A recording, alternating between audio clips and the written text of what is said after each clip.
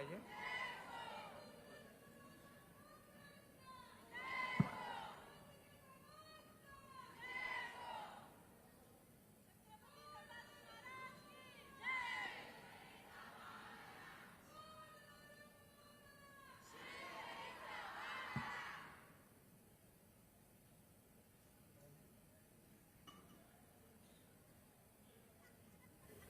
छत्रपती शिवाजी महाराज की जय.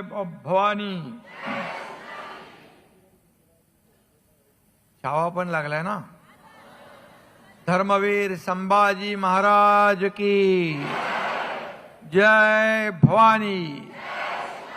हर हर हर हर.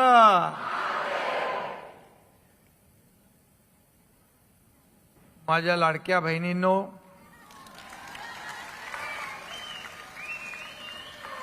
आणि इकडे माझे लाडके भाऊ पण आहेत.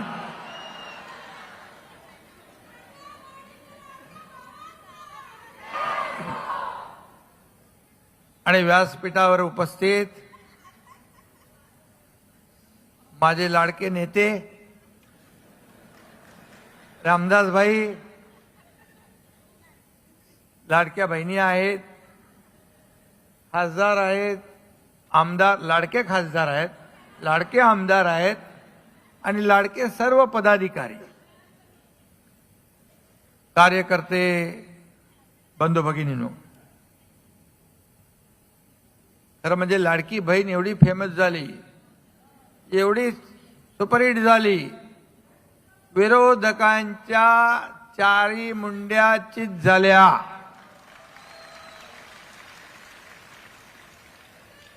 आणि म्हणून लाडकी बहीण, लाडका भाऊ, लाडका शेतकरी, लाडका ज्येष्ठ, लाडके ज्येष्ठ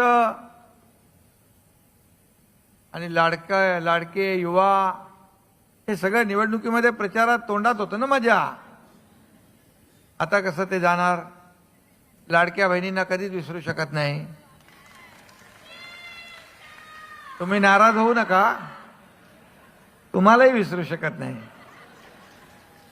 पण यावेळेस काय झालं, निवडणुकीमध्ये लाडक्या बहिणींनी, त्यांना जे मी सांगितलं होतं की मुख्यमंत्री माझी लाडकी बहीण योजना आम्ही सुरू करणार, आणि विरोधकांच्या पोटात गोळा आला. म्हणाले लाडकी बहीण हे चुनावी जुमला आहे, हे काय लाडकी बहीण योजना पैसे देणार नाहीत. निवडणूक गेली की निवडणुकीमध्ये यांना आम्ही धोबीपछाड देऊ. मग कोर्टात गेले, कोर्टाने पण त्यांना एक चांगला लगावला. मग मी म्हणालो, बघा सावत्र भावांना, दुष्ट भावांना, आपण ज्यांनी खोडा घातलाय तुमच्या योजनेत त्यांना चांगला जोडा दाखवा, असं म्हणालो मी. आणि माझ्या लाडक्या बहिणीने बरोबर लाडक्या भावाचं ऐकलं. जोडा चांगला जोरात लगावला. आणि बघा, लोकसभेच्या पाठोपाठ लोकसभेमध्ये तुम्हालाही वाटलं होतं की लोकसभेमध्ये आपल्या महायुतीला 17 आणि त्यांना 30, म्हणजे 30 म्हणजे सायत्रिक 18, 180 जागा. आणि तुम्हाला सांगतो, लोकसभेच्या निवडणुकीच्या पूर्वी त्यांनी लोकसभेच्या देखील मंत्रिमंडळाचं वाटप केलं होतं. उभाटाला काय मिळणार, आणखी महाविकास आघाडीला काय मिळणार, सगळं झालं. परंतु या देशातल्या तमाम 140 कोटी जनतेने, हे सर्व लोक एकत्र आले मोदीजींना हरवायला. परंतु या देशातली जनता मोदीजींच्या मागे उभी राहिली आणि पुन्हा एकदा या देशामध्ये मोदीजी प्रधानमंत्री झाले. हॅट्रिक मारली. मग विधानसभेच्या निवडणुका समोर येतील म्हणून अगोदरच मंत्रिमंडळाचं वाटप झालं. मुख्यमंत्री, उपमुख्यमंत्री, कोण कोण मंत्री सगळे खातं वाटप झालं. 5 स्टार हॉटेल बुक केले. कारण लोकसभेमध्ये महाराष्ट्रामध्ये जरी बोलले प्रधानमंत्री झाले असतील मोदीजी, पण महाराष्ट्रात तर आपल्याला 30 जागा मिळाल्यात, म्हणजे आपल्याला क्लिअर मेजॉरिटी आहे. सगळे हॉटेल बुकिंग बिकिंग सगळं झालं, पण माझ्या लाडक्या बहिणींनी त्यांची सगळी बुकिंग रद्द करून टाकली. आणि लाडक्या बहिणींनी म्हणजे आपल्या घरातल्या पण सगळ्या पुरुष मंडळीला सगळ्यांना सांगितलं, या टायमाला तुम्हीच नेहमी ऐकते मी, पण आता ऐकणार नाही, तुम्ही आमचं ऐकायचं आहे. आणि धडाधड मतांचा वर्षाव झाला. शोधून शोधून लोक मतदान करत होते. याचा मला अभिमान आहे, याचा आनंदही आहे, समाधानही आहे. कारण लोकसभेपाठोपाठ विधानसभेत आपण ऐतिहासिक विजय मिळवला. आणि एकच फाईट, वातावरण टाईट झालं होतं की नाही. आणि कसं बदललं मग ते, महाराष्ट्रातल्या जनतेने जो कौल दिला, आतापर्यंतच्या इतिहासामध्ये कधी एवढ्या जागा आल्या होत्या का? 237. पण मला विश्वास होता, तुमच्या एकनाथ शिंदेला विश्वास होता. रामदासभाई पहिल्या माझ्या भाषणामध्ये विधानसभेच्या हा एकनाथ शिंदे म्हणाला होता, माझ्या बाजूला देवेंद्रजी होते, म्हणालो मी आणि देवेंद्रजी मिळून महाराष्ट्राच्या विधानसभेत 200 पेक्षा जास्त जागा निवडून आणणार.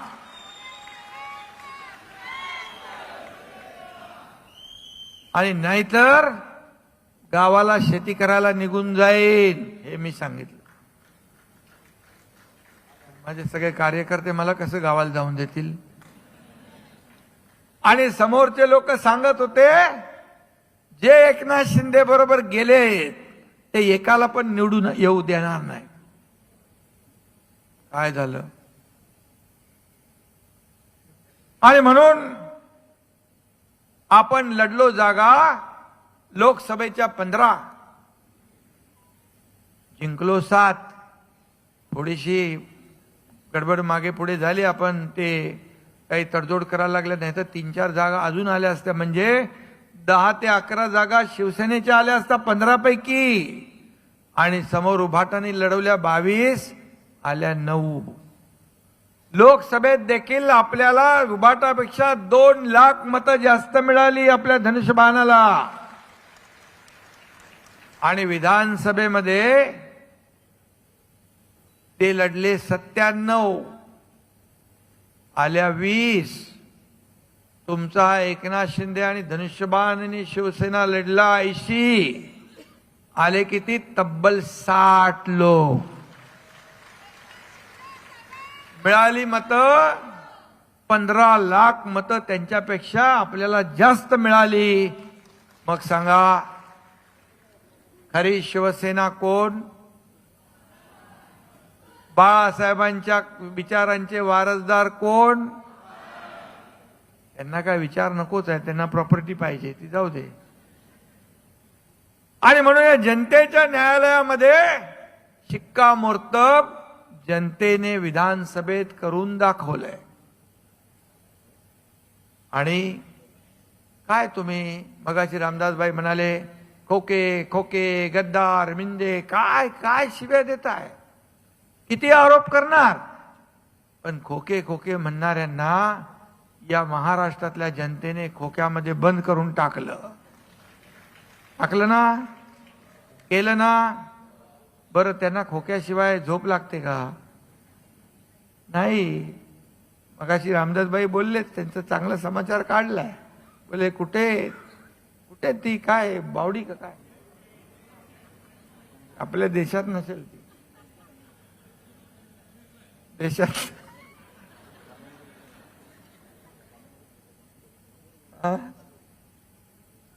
आणि त्यामुळे रामदासभाईंनी समाचार घेतलेला आहे. आणि खऱ्या अर्थाने खरं म्हणजे फक्त जे बोलले रामदासभाई ते बरोबर आहे. त्यांचा अनुभव त्यांनी कथन केलेला आहे. का उठाव करावा लागला आम्हाला? का निर्णय घ्यावा लागला? अरे हा एकनाथ शिंदे प्रेमाचा भुकेला आहे. एकनाथ शिंदेवर तुम्ही विश्वास टाकला तर एकनाथ शिंदे जीवाची बाजी लावायला तयार असतो. खुर्चीसाठी कधी एकनाथ शिंदेने तडजोड केली नाही, मोह झाला नाही खुर्चीचा मला. आम्ही खुर्ची नाही शोधली, आम्ही माणसं शोधली.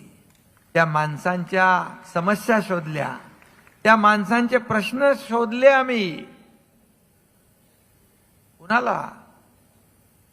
पदासाठी कधी एकनाथ शिंदेने कधीही पदासाठी कधी मागणी नाही केली आणि पदासाठी कधी कुठली तडजोडही केली नाही.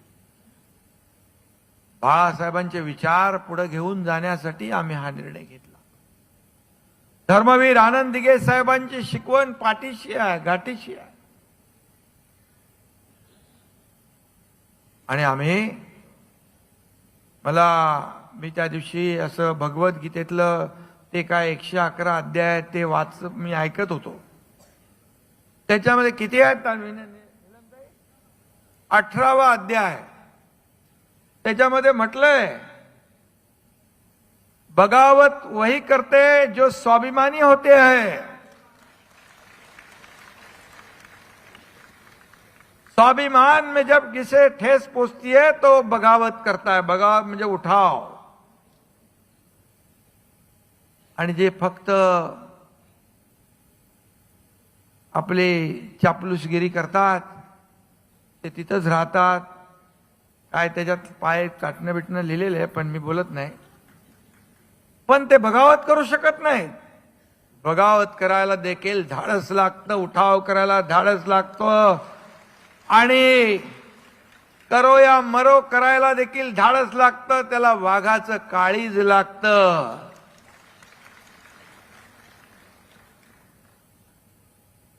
आणि काही लोक वाघाचं काय कातडं पांघरून काही लोक वाघ बनायला जातात. वाघ तो वाघच असतो. आपले बाळासाहेब ठाकरे या तमाम महाराष्ट्रामध्ये, या देशामध्ये हिंदुत्वाचे विचार या देशाला देणारा आपला मोठा हिंदू हृदय सम्राट खरा वाघ कोण असेल तर त्याचं नाव बाळासाहेब ठाकरे. एकदा बोलला की बोलला, मग माघार नाही. आणि त्यांचाच चेला हा एकनाथ शिंदे आहे. शब्द दिला की 10 वेळा शब्द देताना आपण विचार करा. आणि म्हणून 50 लोक विश्वास ठेवतात. 50 लोक जीवावर उदार होऊन सत्तेतून बाहेर पडतात. लोक सत्तेच्या दिशेने जातात. माझ्याकडे तर नगरविकास मंत्री होतं, आणखी काय काय खाती होती, 8-9 मंत्री होते. आणि आम्ही सत्तेच्या विरुद्ध प्रवाहामध्ये आम्ही उतरलो. कारण शिवसेना वाचवण्यासाठी, शिवधनुष्यबाण वाचवण्यासाठी जो तुम्ही काँग्रेसच्या दावणीला बांधला होता, तुम्ही गाण ठेवला होता, तो सोडवण्यासाठी आम्ही हे केलं. कारण बाळासाहेब म्हणायचे माझी काँग्रेस होऊ देणार नाही. म्हणून मगाशी रामदासबाई म्हणाले ते बरोबर आहे. खुर्चीचा मोह झाला आणि सगळं संपलं. त्या दिवशी रत्नागिरीच्या सभेतही ते म्हणाले, हे मुख्यमंत्री झाले नसते तर शिवसेना पक्ष फुटला नसता. कशासाठी? काय मिळवलं बरं? कुणाला मुख्यमंत्री व्हायचं होतं? तुम्ही जर आपल्या सहकाऱ्यांना जर नोकर समजायला लागलात, बाळासाहेब आपल्या सहकाऱ्यांना सवंगडी समजायचे. तुम्ही आपल्या सहकाऱ्यांना घरगडी समजायला लागलात, नोकर समजायला लागलात. मालक आणि नोकर बनवून पक्ष मोठा होत नाही. मला आठवतंय, मी दिल्लीमध्ये राज्य प्रमुखांची एक बैठक घेतली मुख्यमंत्री झाल्यानंतर. त्या एका राज्य प्रमुखाला फोन गेला कि कहाँ जा रहे हो? बोले दिल्ली जा रहा हूं। काय के लिए? बोले शिंदे साहब ने राज्य प्रमुखों की बैठक बुलाई है। अरे बोले मालिक के साथ रहोगे या नौकर के साथ जाओगे? तो बोला मतलब क्या है? अरे मालिक तो इधर बैठा है, वो एकनाथ शिंदे तर नौकर आहे। तो बोले अच्छा। त्यांनी फोन कट केला आणि तिकडे येऊन ते भाषण केलं त्यांनी, आणि त्यांनी त्याच्या तोंडाने सांगितलं की अशा पक्षामध्ये कसा राहणार मी? शिंदे साहेबांच्या बरोबर आजन्म शिवसेना वाढवण्यासाठी मी काम करणार। हा पक्ष कार्यकर्त्यांचा, आणि म्हणून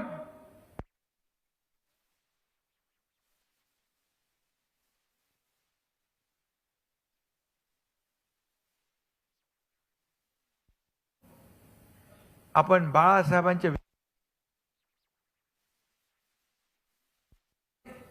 आणि म्हणून या महाराष्ट्रामध्ये सर्वसामान्य जनतेच्या मनातलं सरकार आपण आणलं।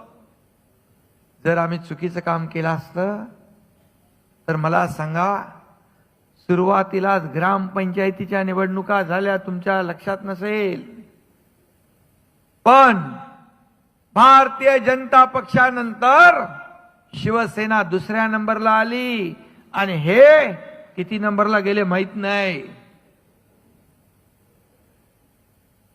आणि म्हणून या लोकसभेत स्ट्राइक रेट, विधानसभेत स्ट्राइक रेट पाहिल्यानंतर या मुंबईमध्ये देखील आपल्याला मतं जास्त मिळाली, आणि म्हणून 2.5 वर्षामध्ये हा तुमचा एकनाथ शिंदे पायाला भिंगरी लावून फिरला या राज्यभर,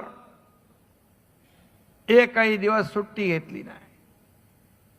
मगाशी म्हणाले भाई ते बरोबर आहे, कधी झोपतो, कधी उठतो, कधी जेवतो, कधी करत काय त्याचा, कारण शेवटचा माणूस त्याला भेटेपर्यंत मी कधी त्याला जाऊ दिलं नाही,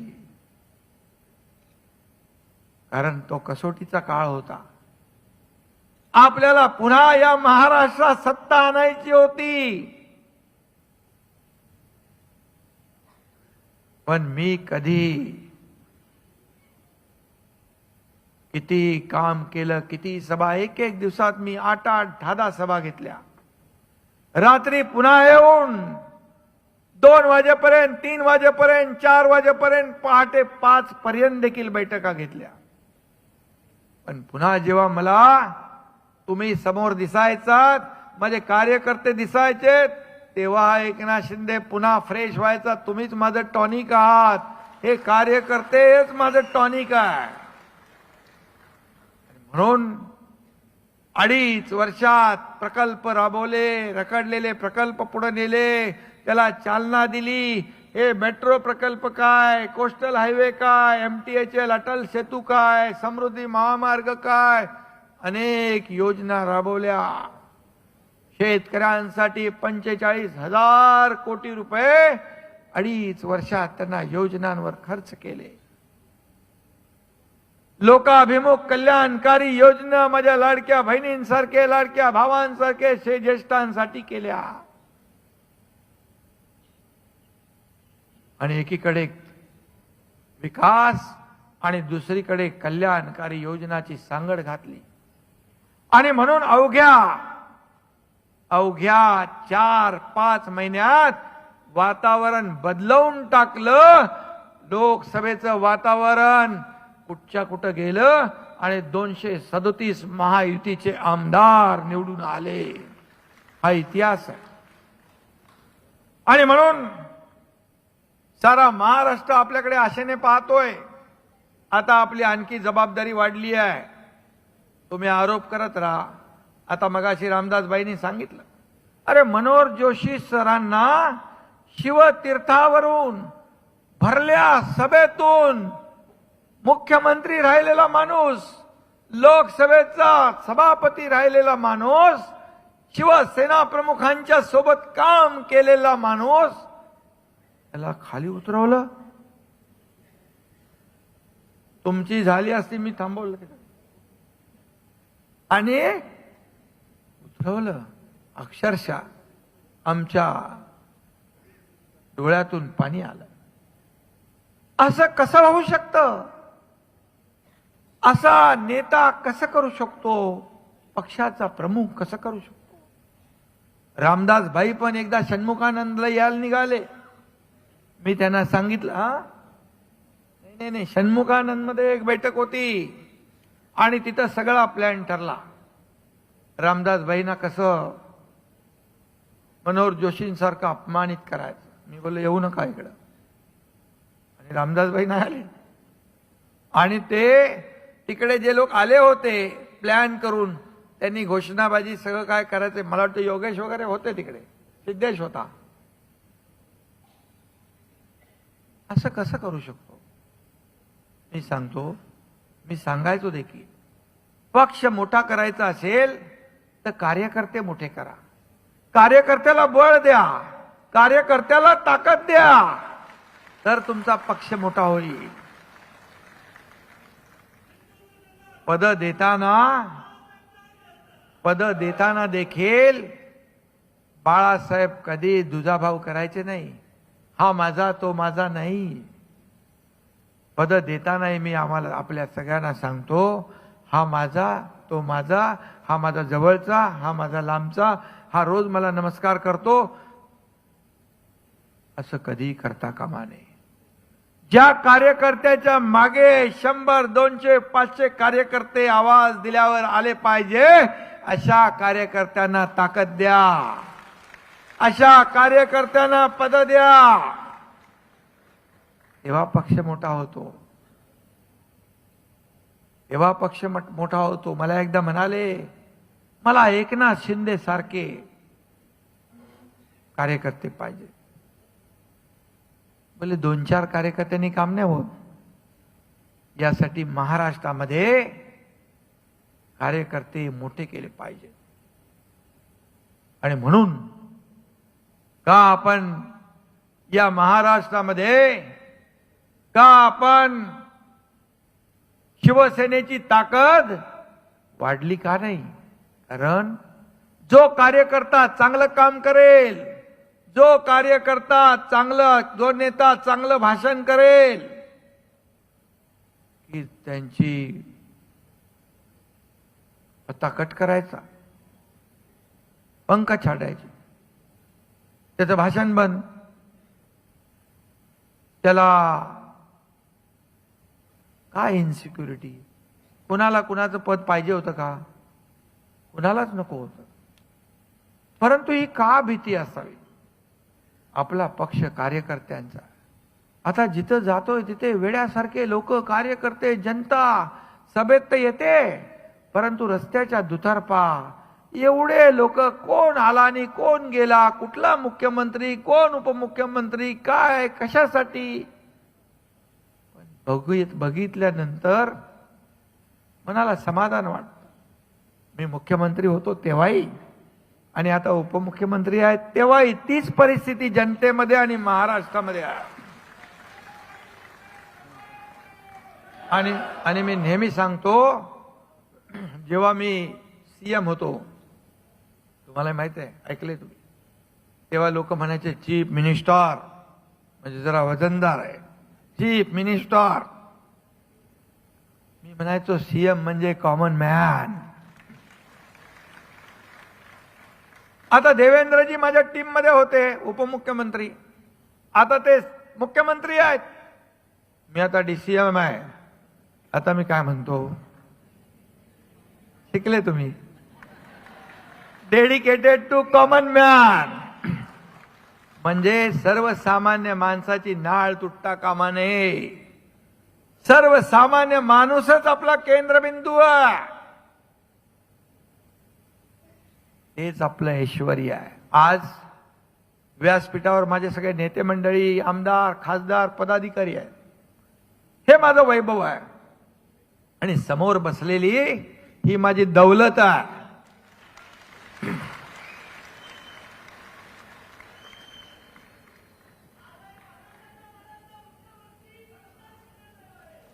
आणि हेच माझं ऐश्वर्य आहे.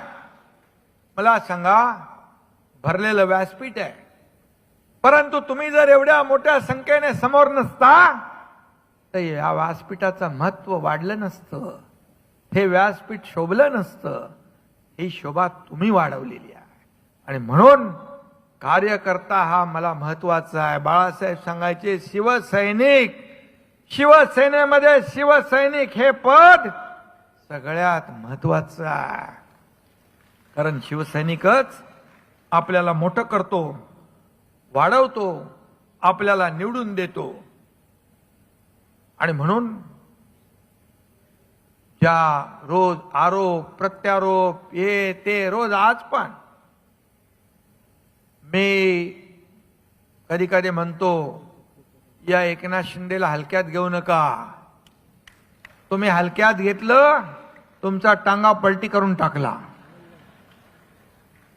या दाढीने तुमची गाडी काय खड्ड्यात घातली गाडी कधी तेव्हा. अरे आज मी कुठंतरी वाचलं, तो त्यांना लावलेला डायलॉग त्यांनी दुसरीकडे आज कुठल्या तरी पेपरला, अरे तुम्ही त्याच्यामध्ये लिहिताय समांतर, म्हणजे दाढीला हलक्यात घेऊ नका, एकनाथ शिंदेला हलक्यात घेऊ नका. मी तुमच्यासाठी बोललोय, तुम्ही डायव्हर्ट कुठं करताय. म्हणाले समांतर पॅरलल सरकार. अरे बाबा, शिवसेनेच्याकडे असलेली जी खाती आहे त्याचा आढावा घ्यायचा, त्यांना चालना द्यायची. व दुसरा वैद्यकीय कक्ष तो जेव्हा उपमुख्यमंत्री देवेंद्रजी होते तेव्हापासूनचा आहे. कुठं काय तुम्हाला लक्षातच राहत नाही काय.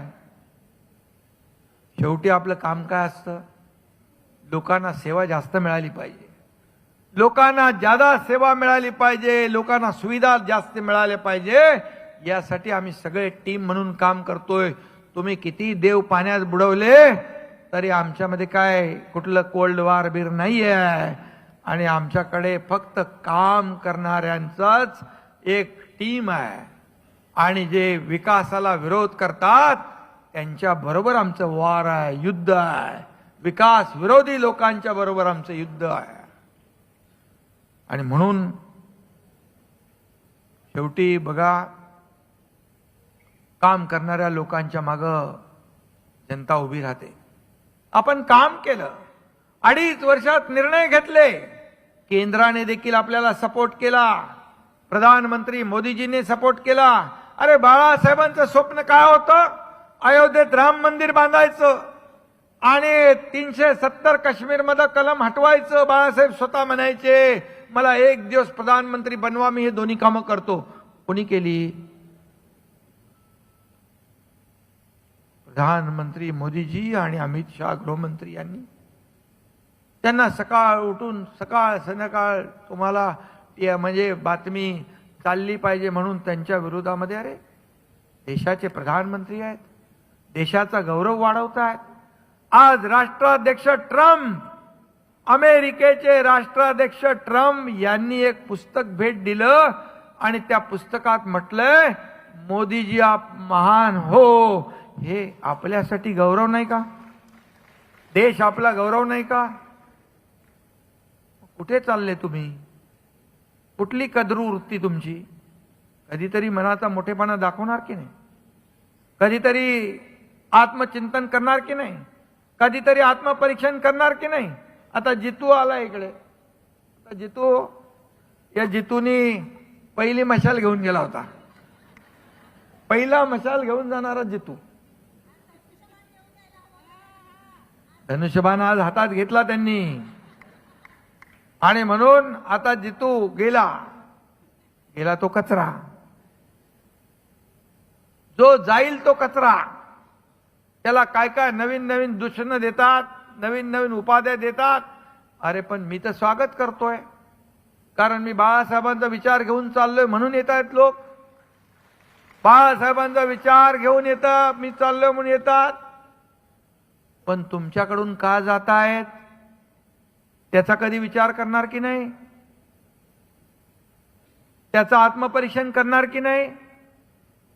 का शिव्या आहे की शिव्या शाप, शिव्या सेना झाली आहे का तुमची?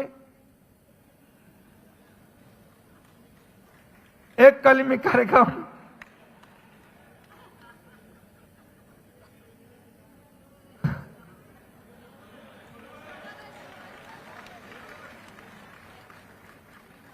आणि म्हणून मग काय बोलणार काय मी? अरे सकाळ संध्याकाळ उठता बसता एकनाथ शिंदे, एकनाथ शिंदे, एकनाथ शिंदे. तुम्ही किती शिव्या दिल्या, किती काय केलं तरी माझी जनता, माझे कार्यकर्ते माझ्या सोबत आहेत, तो पण मला कशाची चिंता नाही. अरे मला किती पाण्यात बघणार, किती पाण्यात बघणार? माझी लाईन कापायची किती वेळा तुम्ही काय करणार? लाईन अशी पुसली जाते का? त्याला कामाची लाईन मोठी करायला लागते ना, बाजूला मोठी रेष काढायला लागते, तेव्हा ही रेष छोटी दिसते. असं पुसून खोडरबरनी कापून होत नाही, त्याला काम करावं लागतं. आणि मी मागे पण म्हणालो, लाईन काय तुम्ही माझी कापणार? अरे एकनाथ शिंदे ज्या खड़ा होता है वहीं से लाइन शुरू हो जाती है.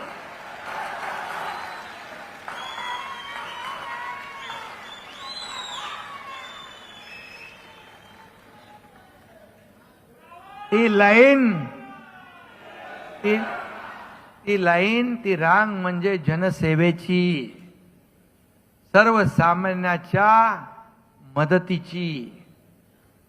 अरे आयुष्यभर एकनाथ शिंदेने सर्वसामान्य माणसाची सेवा केली. काय कमवलं मी, काय मिळवलं सांगा? जे काय आहे ते कुणी मिळवलं, कुणी कमवलं तुम्हाला माहित आहे. मी काय बोलत नाही, रामदास भाई बोलून झाले. का छळता? का तुम्ही काय हा शेतकऱ्याचा पोरगा मुख्यमंत्री झालेला का तुमच्या पचनी पडत नाही? का अजून तुम्ही अजून पण घटनाबाह्य घटनाबाह्य घटनाबाह्य किती बोलणार? मी सोन्याचा चमचा घेऊन जन्माला नाही आलो, पण या महाराष्ट्रातल्या जनतेच्या जीवनामध्ये सोन्याचे दिवस आणायला आलोय.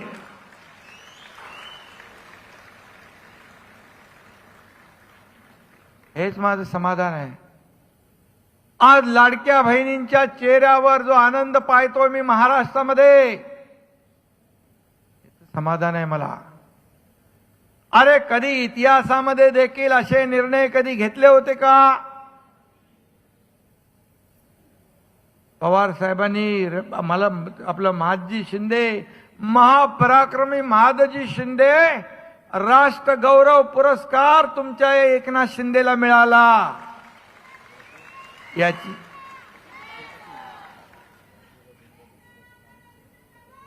याची पण पोटदुखी. बरं, एका मराठी माणसाने मराठी माणसाला पुरस्कार दिला म्हणजे पवार साहेबांनी आणि जो आपले महादजी शिंदे यांचे थेट वंशज केंद्रीय मंत्री ज्योतिरादित्य शिंदे यांनी माझा सत्कार केला. हे तुम्हाला बघवत नाही. पार मला शिव्या देताना हे विसरले ते महादजी शिंदे यांच्या वंशजांचा पण अपमान. तिकडे साहित्यिक होते, त्या साहित्यिकांना आपण दलाल म्हणाले, साहित्यिकांचा पण अपमान. आणि ज्यांनी त्यांना मुख्यमंत्री बनवले त्यांचाही अपमान. माझा तर जाऊ दे, गरज सरो वैद्य मरो, त्यांनी त्यांच्या पुस्तकात पण लिहिलंय. पण त्याच व्यक्तींनी माझ्याबद्दल बघा, तुम्ही व्हिडिओ बघितला असेल, 50 वर्षाच्या इतिहासामध्ये नागरी प्रश्नांची, या महाराष्ट्रातल्या प्रश्नांची जाण असणारा नेता कोण? तर त्याचं नाव एकनाथ शिंदे. हे मी नाही म्हणत, त्यांनी म्हटलंय, त्यांनी म्हटलंय. आणि म्हणून पोटदुखी किती असावी. आणि म्हणून जाऊ द्या, अजून पोटदुखी वाढेल, कारण डॉक्टर आहे.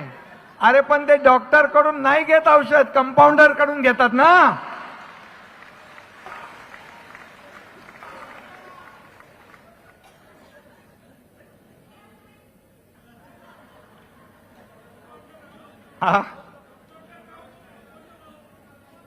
तसा डॉक्टर इकडे आहे खरा, पण मी डॉक्टर नसलो तरी मोठे मोठे ऑपरेशन मी करतो.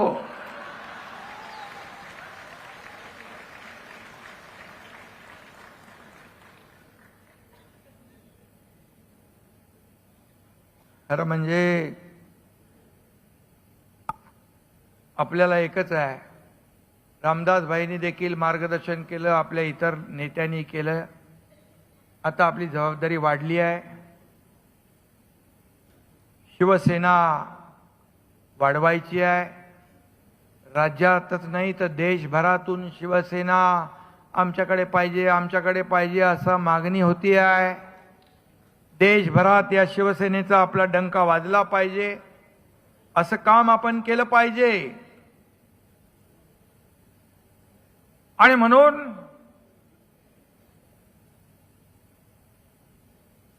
तुम्हाला काहीतरी टार्गेट दिलंय ना अगोदर नोंदणीचं, 123 प्रत्येक वार्डात 123. 123 म्हणजे काय?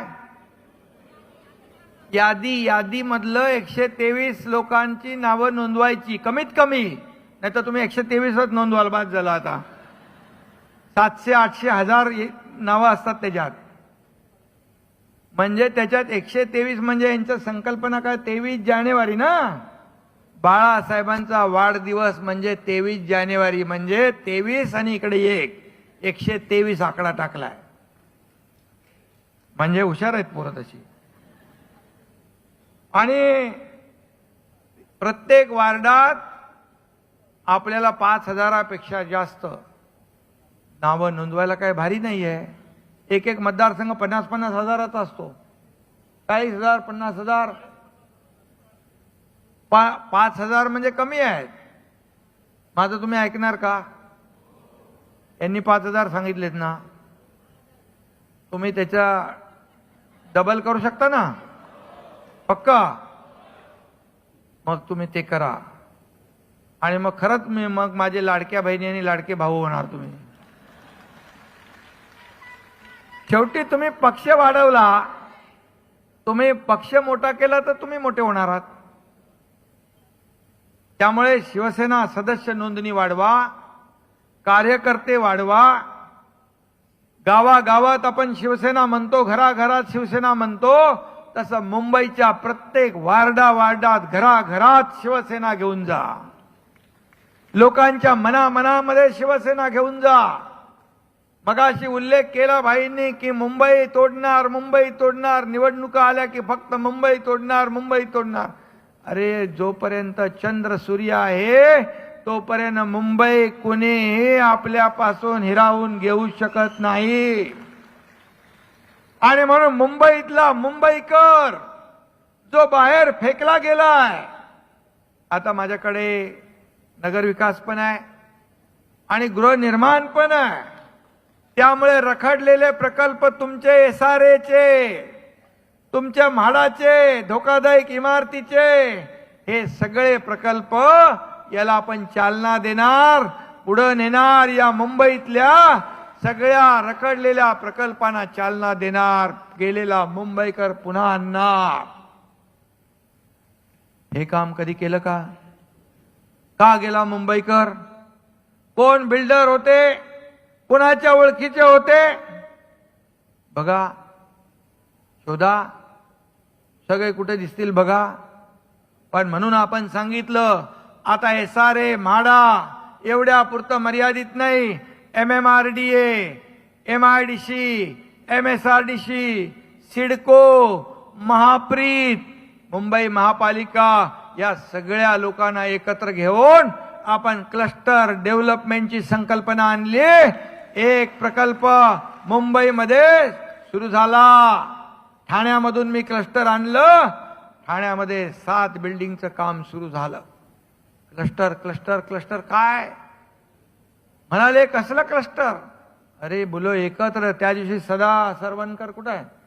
त्यांच्या मी गेलो होतो तिकडे. त्या धोकादायक इमारती क्लस्टर शिवाय होणारच नाहीत. एक एक बिल्डिंग आपण करायला गेलो, त्याला ओपन स्पेस नाही मिळणार, त्याला मोकळी जागा नाही मिळणार, त्याला गार्डन नाही मिळणार, त्याला अम्युनिटी नाही मिळणार. आणि म्हणून अशा प्रकारच्या एकत्र बिल्डिंग घेऊन त्याचं क्लस्टर आपण करतोय. तिथे गार्डन मिळेल, तिथे प्लेग्राऊंड मिळेल, तिथे वैद्यकीय सुविधा मिळतील, सगळं मिळेल. आणि असं आपण पुढे घेऊन चाललोय. आणि म्हणून आपण मुंबईमध्ये मुख्यमंत्री झाल्यावर या सगळे रस्त्याचे कॉन्क्रिटीकरणाचा निर्णय आपण घेतला. का 15 वर्ष 20 वर्ष घेतला नाही तुम्ही? का रोजचं त्याच्यामध्ये रिपेरिंग करायचं आणि पैसे घ्यायचे? 3,500 कोटी रुपये या रिपेरिंग मध्ये घातले. मी चेलला विचारलं 15-20 वर्षात. आणि आता 2 फेज मध्ये मुंबईतले सगळे रस्ते खड्डे मुक्त होणार, कॉन्क्रीटचे होणार. मुंबईचं सुशोभीकरण चालू आहे. बाळासाहेब ठाकरे आपला दवाखाना आलाय ना तुमच्याकडे? ती ठाण्यातून आणली संकल्पना. मी ठाण्यात पहिले 50 सुरू केले. मी चेलना बोललो इथं का नाही करत? दिल्लीमध्ये मोहल्ला क्लिनिक असा आहे, फेमस झाला तसा आहे. आता तो गेला कामातून. पण आता मुंबईमध्ये आपण 250-300 बाळासाहेब ठाकरे दवाखाना केला. 700 पूर्ण राज्यभर केलंय. अरे लगेच घराच्या बाजूला दवाखाना, औषध गोळ्या इंजेक्शन फ्री मध्ये. आणि म्हणून आरोग्याची काळजी आपण घेतोय. आता सगळ्या महापालिका हॉस्पिटलमध्ये औषधं मोफत मिळणार, तोही निर्णय आपण घेतला. 0 प्रिस्क्रिप्शन, कॅशलेस हॉस्पिटल आपण करतोय. आणि म्हणून त्याचबरोबर घराघरात जाऊन वैद्यकीय तपासणीचा ड्राईव्ह देखील मुंबई महापालिका घेते. त्याला देखील आपण बजेटमध्ये प्रावधान केलंय. आज मुंबईमध्ये महालक्ष्मी रेसकोर्सचे 120 एकर जागा घेण्याची हिंमत कधी कुणी दाखवली नाही, कारण ते साठलोट्यामुळे. पण या एकनाथ शिंदे मुख्यमंत्री झाल्यानंतर तो निर्णय घेतला. 120 एकर जमीन घेतली आपण. आणि आता कोस्टल हायवे जो झालाय त्याच्या बाजूचं 175 एकरचं गार्डन असं लांबलचक याला जोडणार आपण अंडरपासने.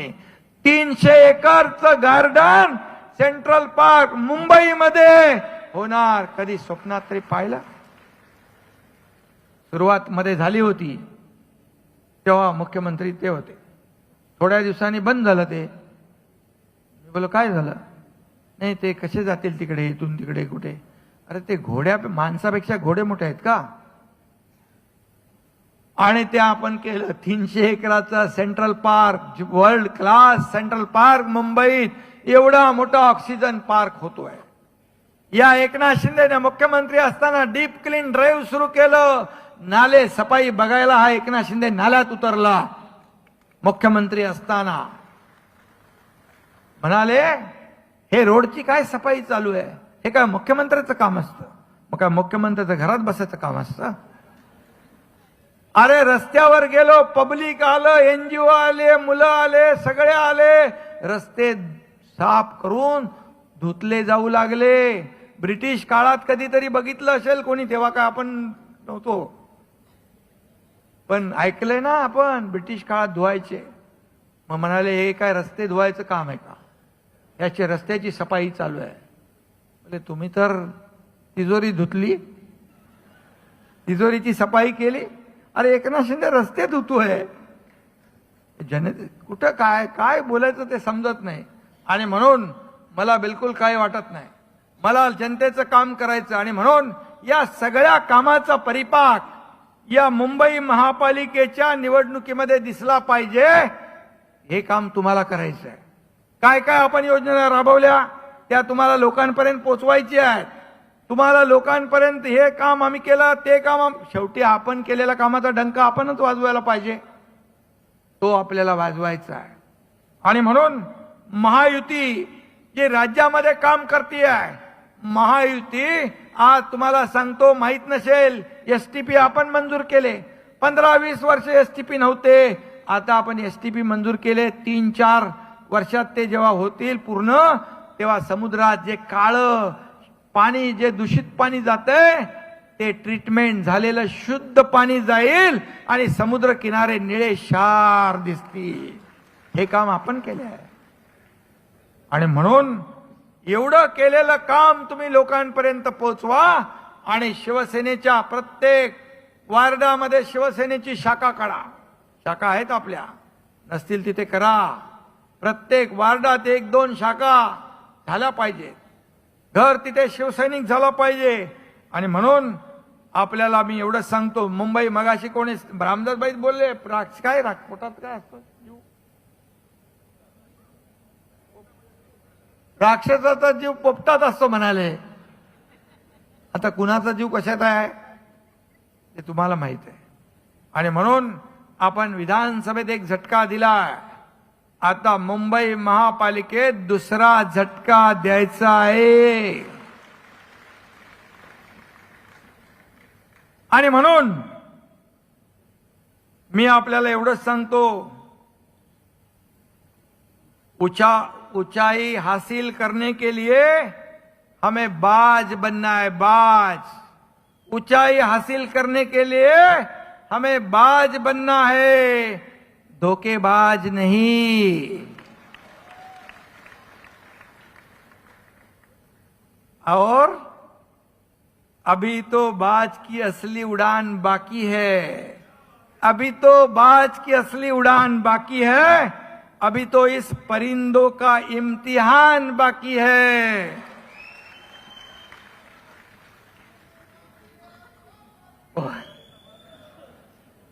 अभी अभी मैंने लांगा है समुंदर को, अभी अभी मैंने लांगा है समुंदर को, अभी तो पूरा आसमां बाकी है.